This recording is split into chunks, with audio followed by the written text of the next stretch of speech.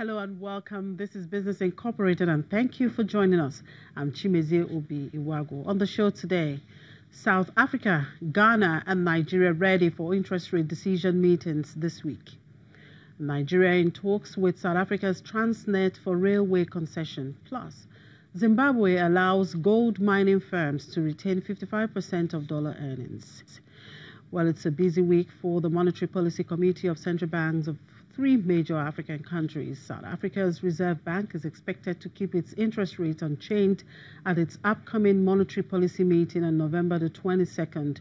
In a poll taken last week by Reuters, 16 out of 26 economists forecast that South Africa's central bank would keep its repo rate at 6.50%, while the rest opted for a 25 basis point hike. At the last meeting, 4 members of the Monetary Policy Committee voted for no change and 3 for a 25 basis point increase. For central bank governor struck a more hawkish tone. Similarly, Ghana's central bank is also expected to keep its benchmark interest rate steady at 17% when the members of its Monetary Policy Committee meet on November the 21st. Meanwhile, Nigeria's Central Bank's Monetary Policy Committee has shifted its last rate decision meeting for the year in observance of the Muslim holiday announced by the federal government for November the 20th. The 2-day meeting, which was earlier scheduled to hold today and tomorrow, will now hold on Wednesday, November the 21st and 22nd. Economic analysts say they expect the MPC to keep the monetary policy rate unchanged at 14% and maintain status quo on other key parameters. The MPC is the highest policy-making body of the central bank with a mandate to review economic and financial conditions in the country's economy.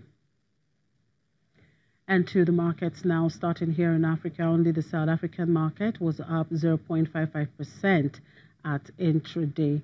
The Egyptian market, as the EGX30, was negative, down 0.42%. The NSE index started the week on the downbeat, trading in the red 0.03% at intraday. Kenya closed negative on Friday at 0.01%. In the Middle East, the markets were all sunny side at intraday, led by the Qatari Stock Exchange. Qatar's index was up by 0.98%, while Saudi Arabia was up 0.90%. Abu Dhabi's index was up 0.48% and Dubai traded up 0.18%. In Europe, stocks were slightly higher in early trade amid lingering uncertainty surrounding the UK's future relationship with the European Union. Aside from markets keeping a close eye on the future of Brexit negotiations as well as US-China relations, investors also have an eye on other developments in the European space. And my colleague in Frankfurt, Paul Brace, has more to tell us. Hello, Paul. Good afternoon. Happy to have you on the show for this week. Good afternoon. Right. German president is visiting South Africa with a business delegation. What should we expect from this visit? Yes, so Frank-Walter Steinmeier has started his 3-day visit today. It is the first time in 20 years that a German president is visiting the South African nation. He has called it a new beginning in the relationships, and it's actually quite surprising that it's taken Germany so long to visit, or the president so long to visit, because South Africa is really the most important bilateral trading partner on the continent. It's also very important political partner, but so there's lots of trade going on. 9.5 billion in export were exported in goods to South Africa from Germany, and over 7 billion the other way around. So really an important relationship here. South Africa is also the only nation in the G20 country group. Now he's traveling with a business delegation. That usually means they come with a little money in their pockets. Steinmeier has pointed out that especially the African youth needs new employment opportunities, needs new positive things to look for, and that Germany was ready to invest. One very concrete example that Germany is putting its money into South Africa is the government-owned German Development Bank is also traveling with him, and they're going to sign a deal for a credit line that will go into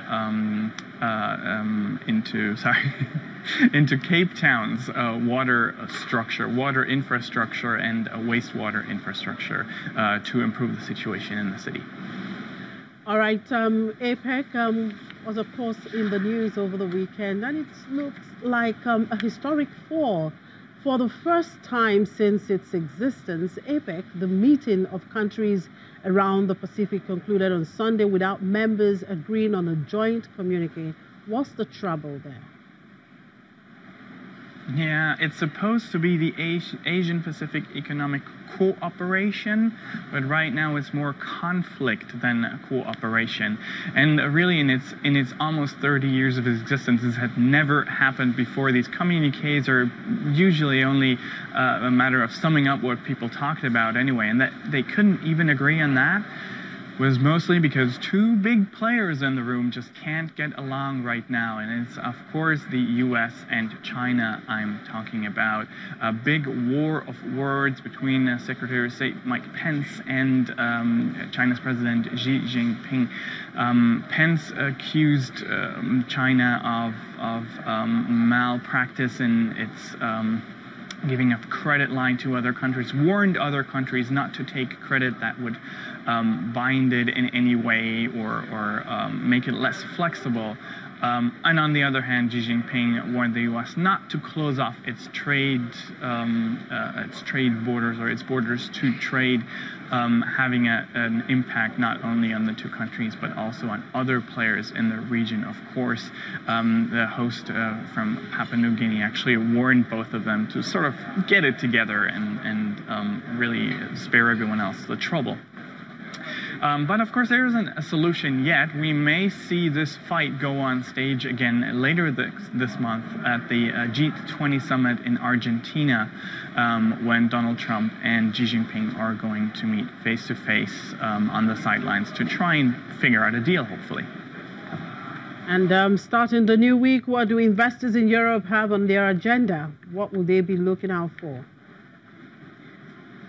Well, a big surprise this morning, actually, from the car industry when it came out that the chairman of Nissan Mitsubishi, Renault Nissan, Carlos Ghosn, has misreported his earnings to the Tokyo Exchange Security in the Tokyo Exchange Security report.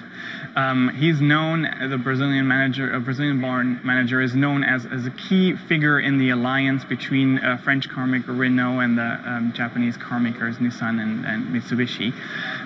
The stocks plunged. Renault lost over 12% earlier and is now at minus 10%. A big shock for everyone, and big question marks also for everyone wondering where is this company going to head now. Apart from that, earnings season is pretty much over, so not much expected from there. The political news are going to make the headlines this week. We've got US-China relations, Brexit, and the Italian deficit. And later this week, we may get a glimpse of how well the European Union is doing with data from the Purchasing Managers Index. And Black Friday will show us how well consumers are doing in the U.S. Well, the news on Cohen is a developing one, so let's keep an eye on it. Enjoy the rest of the day.